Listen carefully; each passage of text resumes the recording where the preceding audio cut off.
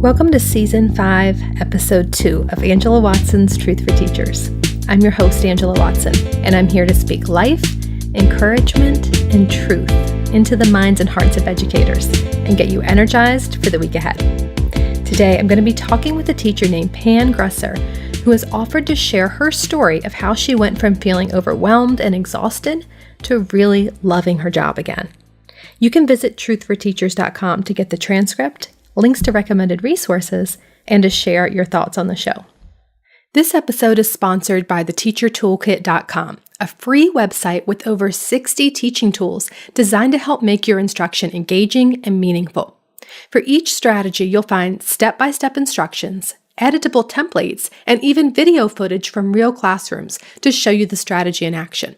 To check out these free tools and the growing collection of affordable online courses, visit theteachertoolkit.com. So I got an email a couple months ago from a woman named Pam, and she wrote, "I'm starting my 20th year of teaching, and 2 years ago, I didn't know how much longer I could go on. I read your book, Unshakeable, 20 Ways to Enjoy Teaching Every Day, No Matter What, and it truly changed my whole attitude." She apparently started a school book study on it, and she's going to be using Unshakeable for a class where educators can get credits toward their license or professional development hours for their district. She wrote, "Our school has started so positive this year, and I honestly don't remember when it's felt like this, and I truly believe it's because of your book, Unshakable. Our state superintendent visited us and presented me with the honor of being selected as an elementary teacher of the year for Wisconsin. I won't go on and on about it, but I do want you to know your book has truly rejuvenated me, which has then rejuvenated my career. I am so excited to be on state boards and panels for education to be a part of change. What an honor. Thank you from the bottom of my heart." So obviously Pam's email made a big impact on me, and the honor really is mine. But I also wanted to learn more about what specifically she did to create change in her life. How exactly does a teacher go from being burned out and feeling like she wanted to quit the profession to being recognized as Teacher of the Year? So I really wanted to speak with Pam to learn more about her amazing transformation, and she volunteered to let me record our conversation for the podcast so that hopefully other teachers can get back their enthusiasm for teaching too. I want you to stick around to the end where I'll tell you about how you can connect with Pam and thousands of other positive teachers like her in our Unshakable book community. So we're going to be running another free online book club from March 1st through 20th, and I hope you'll join us. This community of teachers will lift your spirits and re-energize you for ending the school year strong, even if you don't ever read the book. So stick around to the end to get more details on that. And for now, let's listen in on the conversation with Pam. So Pam, tell us a little bit more about what your life was like a year or so ago before reading Unshakable, and tell us about how you were experiencing teaching. It was 2 years ago, and I had been teaching at that point. I did 14 years in first grade, and then I was in my 4th year of teaching 5th grade. And at that point, I was truly contemplating going into another field, strongly considering going into selling real estate, because at school I felt exhausted. I was stressed to the max, and I truly just didn't know how much longer I could make it as a teacher. I was doing nothing to take care of myself. I felt like I was working 24/7, was at the max with the meetings that we had, before school, during the day, after school. I was sick most of the year from stress, leading me to be on multiple medications. And I think the hardest thing for me was that I was feeling like I had to teach certain things in certain ways, and the worst part was it all had to be on the same day everyone else was teaching it. So I knew what my passions were, and I just didn't feel like I was able to share my authentic self in the classroom, which definitely is going to affect what you're teaching. And the other thing is, we had in Wisconsin, our unions have really changed. So because we don't have the same union protections, I felt like I couldn't say no to anything, because then everyone tells you if you say no, then, who knows what could happen. So it just makes you feel so weighed down. And bottom line, I wasn't happy professionally, and that just affects you personally too. First of all, I realized I had to do something, and I was so exhausted when the school year ended that year. I didn't have the energy to look for another job. And so actually Unshakable came up on my Facebook feed, and I went, you know what? I'm going to try it. I'm going to see if this will make a difference. And there were honestly so many things that stood out to me as I was reading it that really made me rethink what I was doing and how I was doing it. And the first one that really stuck out was I think the first one in the book was my perception that working longer meant I was producing more. And it took a lot of honest reflection, because when I read it, I thought, oh no, that's not me. I really work all these hours. So I got that work time app, and I realized that because I was multitasking, it was taking me a lot longer to accomplish things. So I have used the to-do list that you have, and that has been a game changer, which again helps change my perception. I have always been a firm believer in doing community building, and this is going to sound silly too, but I felt like the book gave me permission to really spend my month of September and throughout the rest of the year really doing activities to build a community of learners. And, one thing, my perception of, we can't do that anymore has just changed, because in my opinion, that's like the basement of your house. You need to have a community with your classroom, and it's not just fluff. Doing community is a great place to incorporate STEM activities, and then you've got your students working together, collaborating, problem solving, and really learning the people skills that they need to be successful in life. So I will not let myself go back to the perception of I don't have time to do this. I have the perception of this is the most important thing I do, so where is it going to fit in? And the biggest thing is my negative self-talk completely stopped. And that totally has changed my perception as well, because the story was telling myself was not a good one, not one I wanted to live. It's great to see that you not only are, reading the ideas, but you're actually using them to create change in your life. And I think that's the tricky part, because I read books all the time, like, oh, that's so good, I should do that. And then I don't actually follow through with it, or I don't stick with it consistently. So I'm wondering, what do you do now on a regular basis that is different from what you did a year or two ago before you read the book? Well, the first thing, and again, it's those to-do lists. Every Monday morning, I turn on my computer and immediately pull out the to-do list for the whole week. And depending on my schedule, sometimes I actually do a few weeks in a row because I found I was forgetting appointments I had, and anything personally, I couldn't remember any of it. So that I am faithful with, and share it with a lot of people who also have great success with it.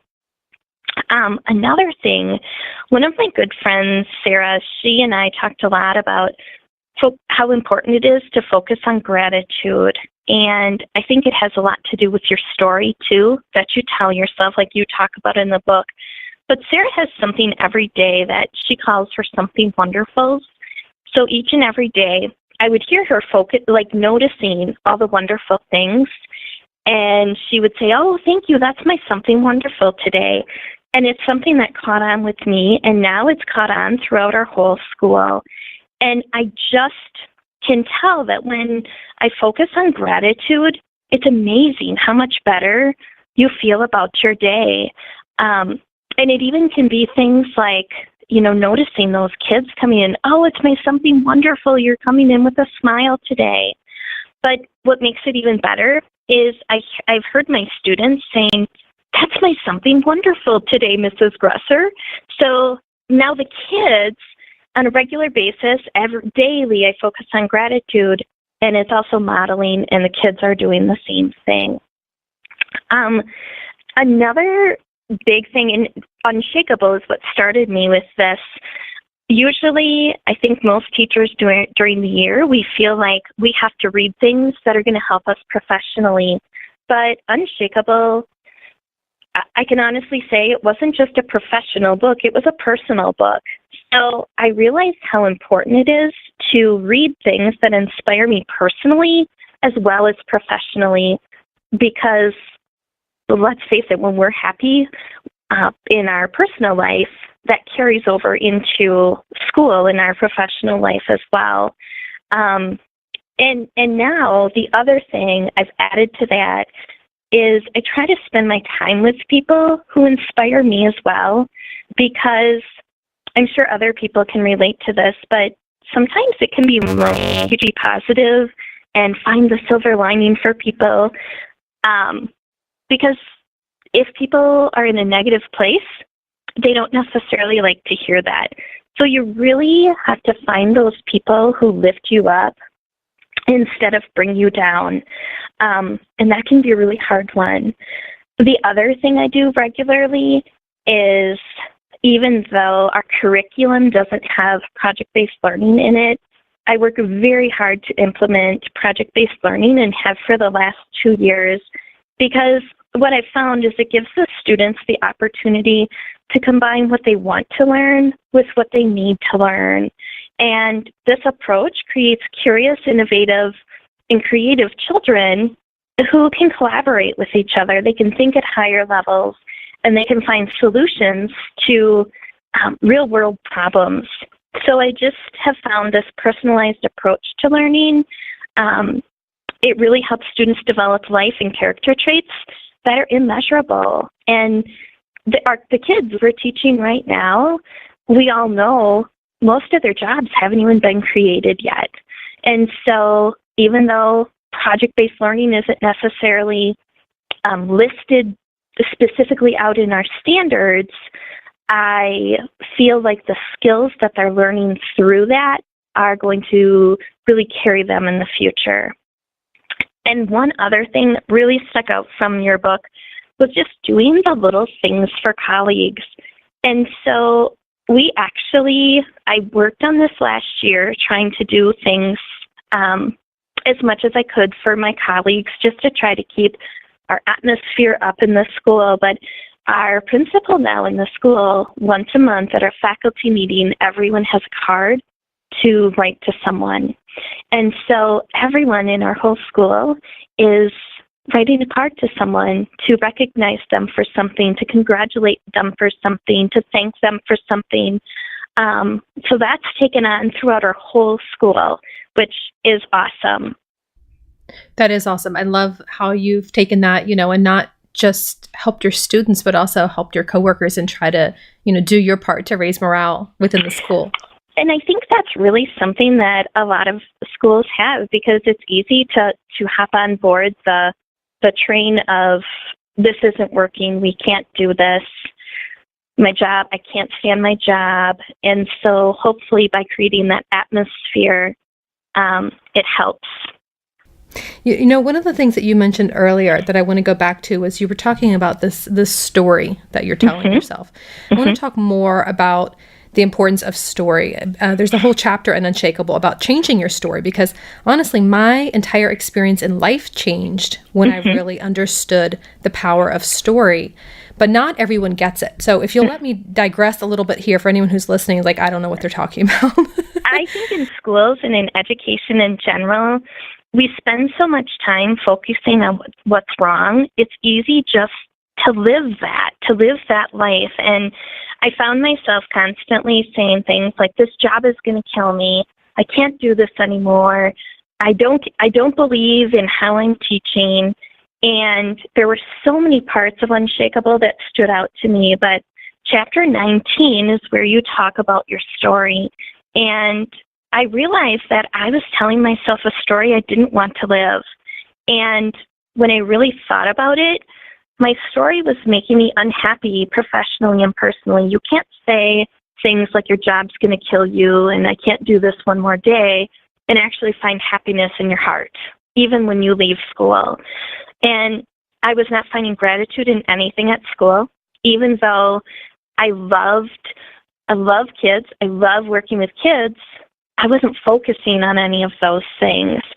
So what I learned after reading that, and you have to be honest, you have to really look at it and say and figure out what story are you honestly telling yourself. And it's not bad. I don't feel like I was a bad person because I was doing that, but I realized that's what I was doing. So, and I didn't want to continue with that. So what was I going to do to change? So I challenged myself to really try to empower myself and others by just saying things in a different manner. Because again, we truly live the story we tell ourselves. So if I could give anyone any advice, it's to read chapter 19 and really figure out the story you want to live. And it's not natural. If you've been saying, I can't do this, it's getting worse every year, it is not natural. So write it down. Read it every day. Post it in places until you can naturally do it and say it and believe it every single day. And really, the negative thoughts that we have, we always can turn them and say them in a positive manner and find someone who will hold you accountable. Again, my good friend Sarah, she and I really held ourselves accountable for telling the story that we really want to live.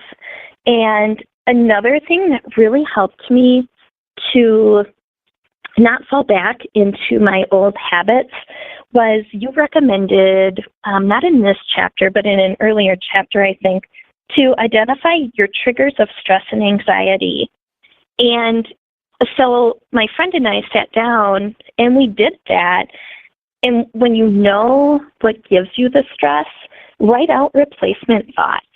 And again, it just helps you to think of another way to say it. And so we call them our positive affirmations. Every single day on my way to school, I say affirmations to myself. And a couple examples, my favorite is I attract positive people, because if you're around the negativity, it kind of soaks right into you. And so I attract positive people. Sometimes you hear people saying, kids don't want to learn. So another one I have is I say, kids are passionate about learning in my classroom. I make a difference every day. So those are just a few of the examples of things I say to kind of keep my story positive. Right. And it's just a different perception. It's not about denying facts. That's, I think, one of the misconceptions here. Sometimes, like I'll get an email from a teacher who will tell me, the air conditioning's broken in my classroom. It's miserable in there. I have, all these kids who don't speak English. I have a whole bunch more who are 2 grade levels behind. I don't have any support for them. I have no help for them. Copier's always broken. They're laying people off. I could lose my job at any time. And then they're like, so what should I do? And I tell them, well, read Awakened or read Unshakable. And they'll say, but that's about mindset. Like, change my mindset. These problems aren't in my mind. They're real problems. And I need real solutions. And, sometimes they get a little frustrated with me when I insist, look, you can't do anything about the abilities of students who are assigned to your classroom. You can't make the AC and the copier work every time. And you can't stop the layoffs. The only thing that you have control over is your own mindset and the way that you choose to perceive things. You can choose what you focus on. So to give an example that is completely outside the realm of teaching, think about a situation where there's this huge traffic jam, right? And you've got person A in her car who's just absolutely fuming and thinking about how much time this is wasting and how ridiculous it is and how she knew she never should have moved to the area because the traffic's so bad there all the time.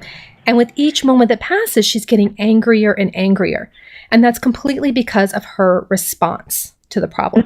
It's her own thoughts that created those feelings. It's her interpretation of the event. She's telling herself this story about traffic that's making it feel even more stressful. And then we may have person B in the car next to her who is listening to a podcast or having a conversation on the phone or just otherwise turning her attention to something engaging and meaningful and pleasant.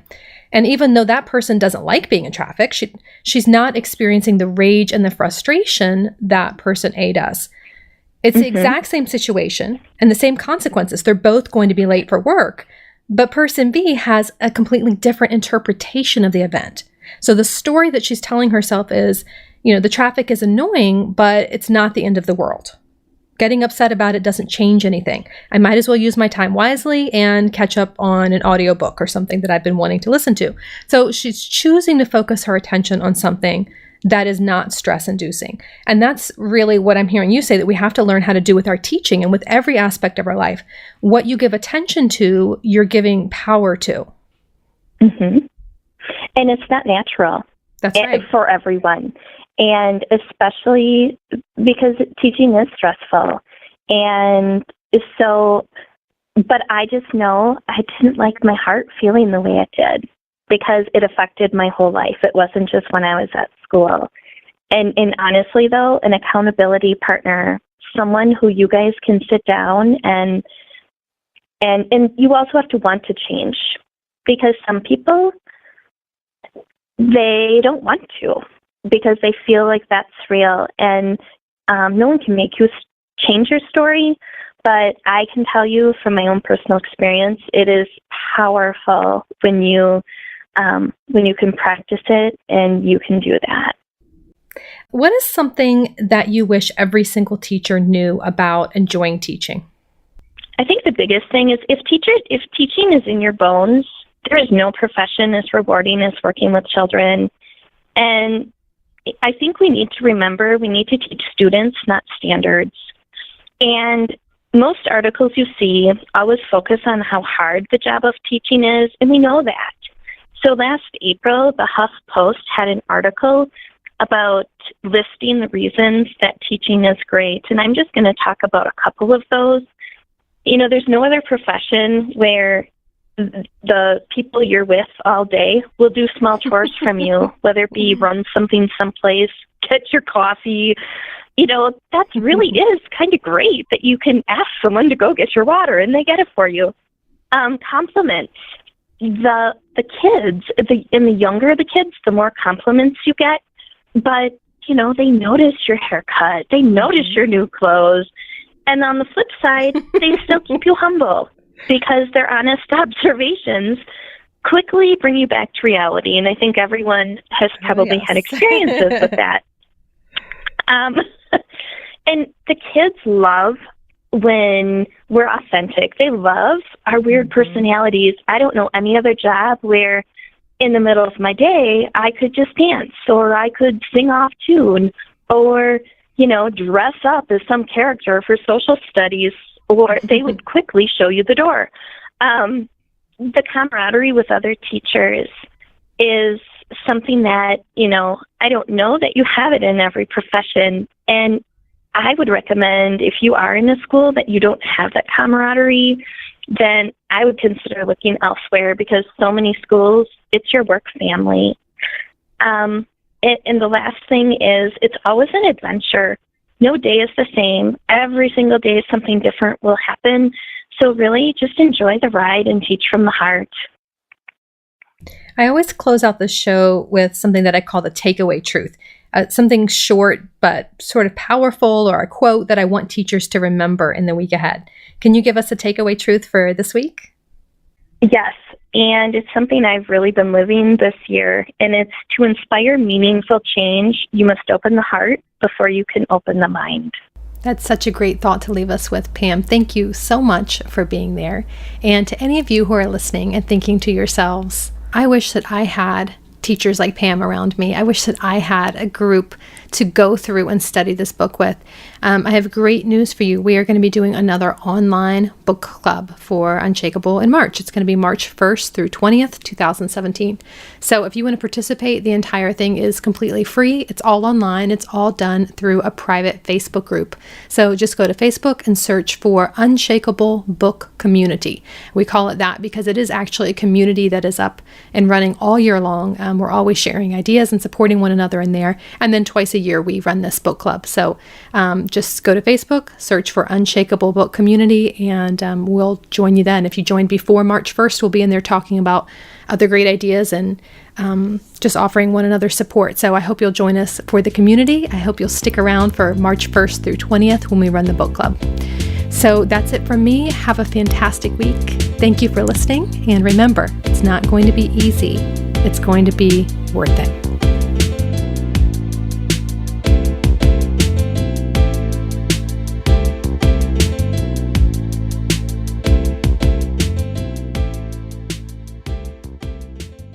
Truth for Teachers is a proud member of the Education Podcast Network. Podcasts for educators, podcasts by educators. For more great podcast recommendations, go to edupodcastnetwork.com. That's edupodcastnetwork.com.